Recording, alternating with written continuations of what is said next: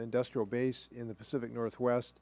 There's a very active consortium with Boeing and a host of civilian aviation firms, and we appreciate Secretary Mabus's leadership on this. He was hugely excited on Earth Day last year in the Rose Garden when he announced that we'd had our Green Hornet first time break the sound barrier using biofuels. That was pretty exciting news. So I guess the question is, what could we do to facilitate a bioreactor actually going in out in the Northwest? How could we help that effort, and what's the status of those considerations? Let me just start by thanking you, Congressman, for your longtime leadership on these issues. I've learned a lot from reading what Mr. Inslee has written. I knew there was somebody out there. I wasn't sure. This is an extremely important area for the country, and one with tremendous potential. I'm going to have to take back the specific question about the opportunities in the state of Washington and come back to you on that. But there's no question that overall this country can create jobs and reduce our dependence on oil with investment in new biofuels technologies. We just heard what I think is an amazing American story about taking a fighter jet to Mach 1.2, you said, I believe, and using American-made biofuels from a technology nobody would, I think, believe is possible 10 or 20 years ago. That's exactly the type of thing that we can do. And the future, I think, I've heard experts say that the next stage in this industry is scaling up commercial-sized biorefineries that will get significant volumes of biofuels that have been tested at bench scale up and into the marketplace. And I think it's very important that we look at ways to do that in the years ahead. Important that we continue the research in these new types of feedstocks that are really going to make a difference in the years and decades ahead. And if I could add, and I'd be remiss if I didn't mention that the Green Hornet actually has now gone to Mach 1.7. The Commander Weaver Pye, as he's known, I think would want it to be known that he's taken it to its full limit with no challenges at all to the fuel whatsoever. Certainly, we know of a couple of companies in the state of Washington that are doing great work. Altair Fuels is one, and I believe Imperium is another.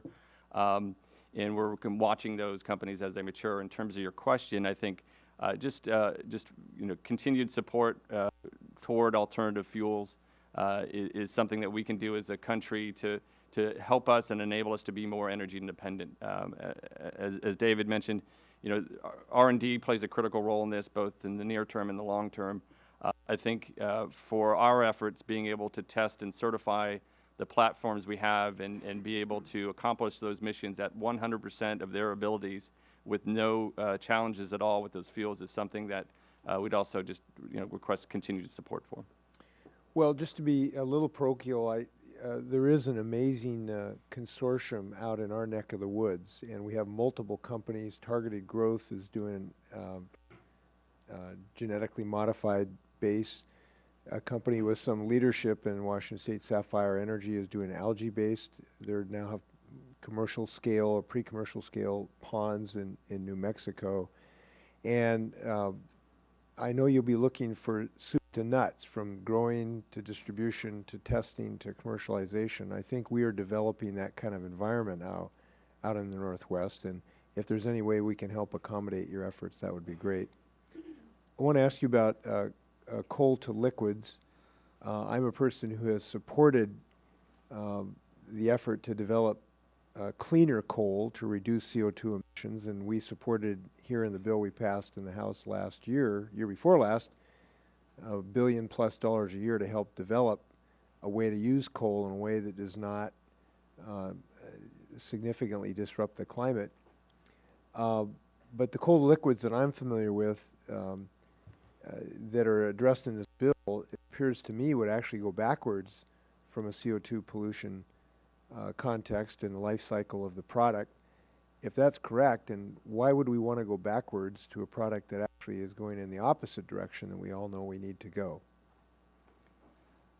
I would just say those are some of the questions that we have from the Navy's perspective, which are, I think there's some large questions around that technology, and may explain why some of those in that industry are pulling back or dialing back some of their efforts there. But the questions of the enormous capital expenditures needed, $5 to $10 billion, enormous water needed, as well as just some of the waste products that come out of that are all areas that need to be addressed. In addition to, and this is what's great with Department of Energy is dealing with and doing the research and development on carbon capture and storage technology, which can be used with the coal plants that we do have, the plants that have been providing affordable power for going a century now and will into the next, and using that technology focused on those plants, I think is something that could be an advantage. But for coal to liquid facilities, and to suggest that that's the near-term solution with all these other question marks,